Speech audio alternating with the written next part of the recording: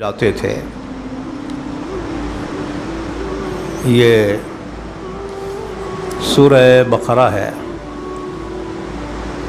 آج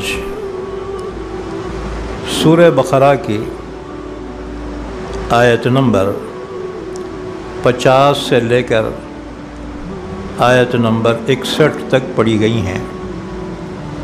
ان آیتوں کا ربط ان سے پہلی آیتوں سے یہ ہے، بنی اسرائیل کا ذکر چل رہا ہے۔ جیسے ہم نے بیان کیا تھا کہ بنی اسرائیل یعنی یہودی امت محمدیہ سے پہلے اللہ کی محبوب قوم تھی۔ اللہ تعالیٰ نے ان پر بے شمار انعامات کیے، لیکن انہوں نے اللہ کی نعمتوں کی ناشکری کی اور اللہ کی نافرمانی کرتے رہے، تو اللہ نے اس کی وجہ سے ان پر عذاب نازل کیا۔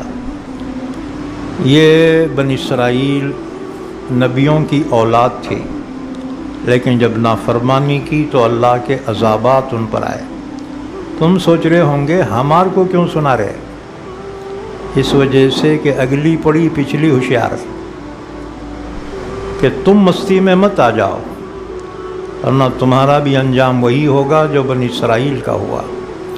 بہرحال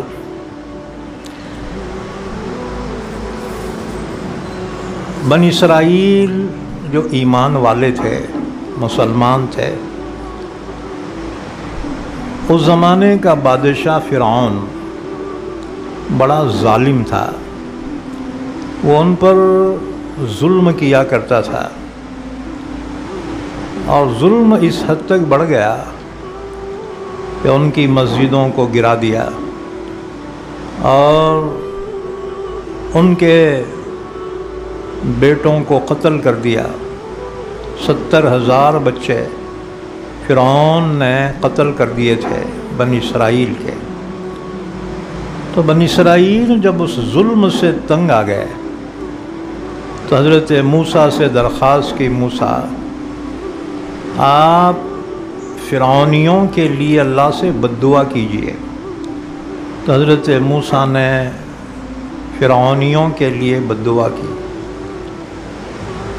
ربنا اطمس علی اموالہم واشدد علی قلوبہم فلا یؤمنوا حتی یروا العذاب العلیم۔ اللہ ان کے مالوں کو تباہ کر دے، ان کے دلوں کو سخت کر دے، ان پر عذاب نازل کر۔ چنانچہ اللہ نے موسیٰ کی دعا قبول کی، لیکن یہ قبولیت کے لیے 20 سال لگے۔ موسیٰ جیسے پیغمبر کی بد دعا کے باوجود اللہ نے فرعون کو 20 سال مہلت دی، اور ہمارا خیال ہے ہمارے زمانے کے فرعونیوں کو 8 سال بھی نہ کو کیا جی۔ اللہ کا عذاب فوری نہیں آتا، اللہ ڈھیل دیتا ہے۔ آج نہیں تو کل سدھریں گے، جب سدھرنا ہی نہیں چاہتے اور ظلم کی انتہا کر دیتے ہیں تو اللہ تعالیٰ اس ظالموں کو ہلاک کر دیتا ہے۔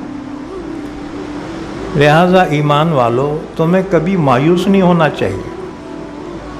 روزانہ نئے نئے فتنے اٹھاتے ہیں، مسلمان کمانے کھانے کی طرف توجہ کرنے کے بجائے اسی مسئلے میں الجھ جاتا ہے۔ ہاں جی، یاد رکھو مایوس کبھی نہیں ہونا۔ اللہ نے اسلام کی حفاظت کی ذمہ داری لی، اسلام کبھی نہیں مٹے گا۔ ساری دنیا مل کر بھی مٹانا چاہے، ظالم مٹ جائیں گے، اسلام قیامت تک باقی رہے گا۔ لہذا مسلمانوں کو حالات سے کبھی مایوس نہیں ہونا چاہیے۔ ہاں، یہ حالات اس لیے آتے ہیں تاکہ مسلمان اللہ کی طرف رجوع کرے، اپنے گناہوں کی معافی مانگے۔ بہرحال عذاب کسی نہ کسی کوتاہی یا گناہ کی وجہ سے آتا ہے، تو حالات کے اندر مسلمانوں کو اپنی اصلاح کی طرف توجہ کرنا چاہیے کہ ہم میں ہی کچھ کمی ہے کہ یہ ظالم اتنے طاقتور بن گئے۔ اللہ کی طرف رجوع کرو، توبہ کرو۔ اللہ تعالیٰ کو بندے کی عاجزی، ان کے ساری توبہ بہت پسند آتی۔ اچھا جی، جب حالات خراب ہوں تو کیا کرنا؟ سورہ یاسین کی تلاوت کا اہتمام کرنا۔ اپنے گھروں میں سورہ یاسین پڑھے ہماری بہنیں بیٹیاں، اور تم لوگ موقع ملے مسجد میں پڑھو۔ سورہ یاسین میں بڑی طاقت ہے،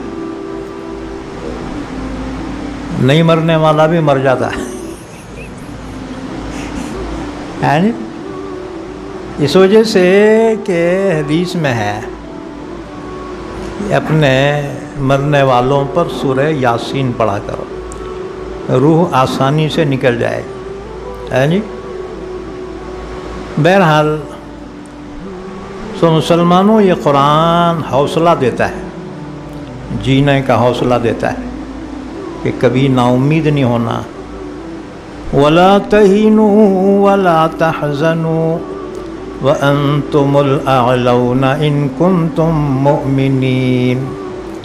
اللہ نے فرمایا تم سست نہ پڑو، تم غم نہ کرو، تم ہی غالب رہو گے اگر تم ایمان والے۔ تو مسلمان دو کامہ کرنا، سستی کو چھوڑ دینا، نہ تو کھا رہے وہاں سو رہے، پھر بولے مول صاحب میرے کو نیند نہیں آ رہی ہے۔ ابے محنت کرا تو نیند آتی بیٹے، کھا رہا سو رہا کہاں سے نیند آتی اس کو؟ الٹے بیماریاں پکڑ لیتے ہیں جی۔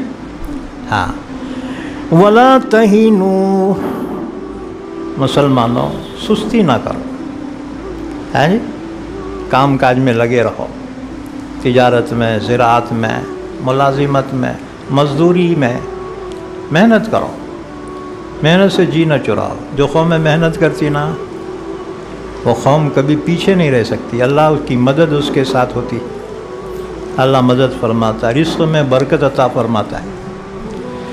بہرحال 50% بیماریاں نا سستی کی وجہ سے ہی، وہیں کھا رہے وہیں سو رہے، اب ہضم نہیں ہوا تو پیٹ پھٹ کے نکل جاتا ہے۔